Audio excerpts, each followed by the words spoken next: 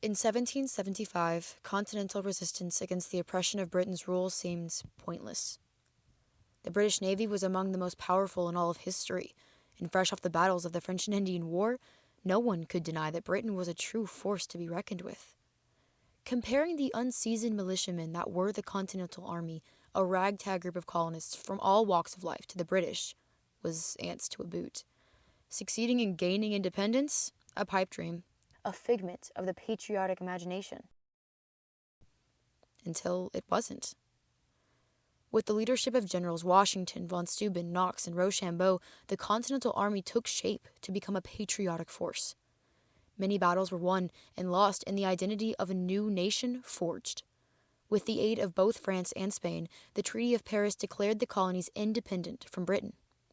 Independence was a reality, and contributing to that victory in the battlefield were the men. In the cities, however, the social battles were fought by women. The start of the homespun movement, which refused the use of British textiles and clothes, was a peaceful protest. More than that, a display of patriotism. Women spun clothes for the armies as well as for themselves. In this way, by refusing the goods of the British, women in the cities and their families attained the same goal as the Boston Tea Party: protest the taxes and show what would happen if their views were ignored. Patriotic organizations such as the Ladies of Philadelphia raised funds for the war efforts as well.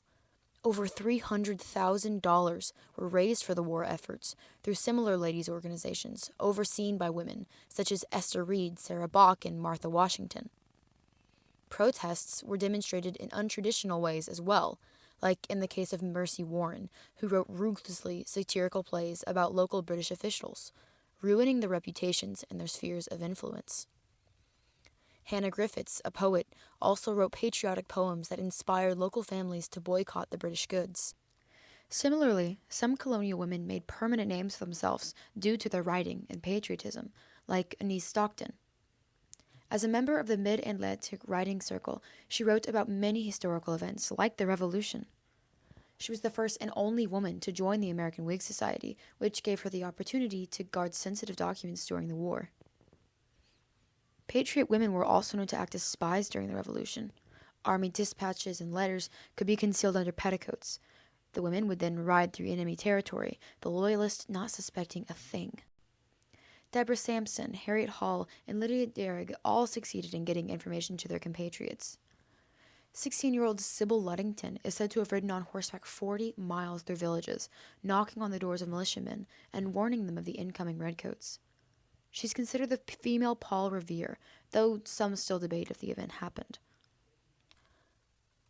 Women in the cities marched on supply storage facilities, performing as many as 30 raids against what they deemed unreasonable merchants. This created a real fear in the minds of British leadership as their winter supplies became increasingly less safe. As Christopher Gadsden, a brigadier general during the Revolution, said, "Our political salvation at this crisis depends altogether upon the strictest economy, that the women could, with propriety, have the principal management thereof." Basically, imploring women to help turn the economy to the continental favor. The fighters of the American Revolution, the armies, great battles with strategy and casualties and heroes, were what won the war and American independence. But not alone. The people back home did too. The war was not just a linear battle where the American underdogs killed all and won. It was a push and pull that called to action every part of society.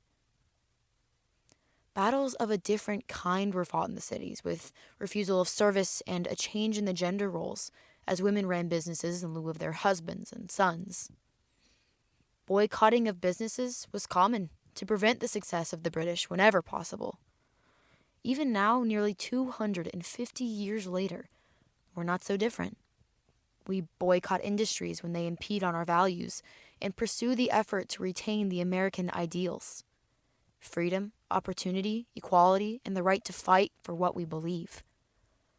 With the 250th anniversary of the American Revolution coming up, it's more important than ever to remember the men and women that worked together to start our nation.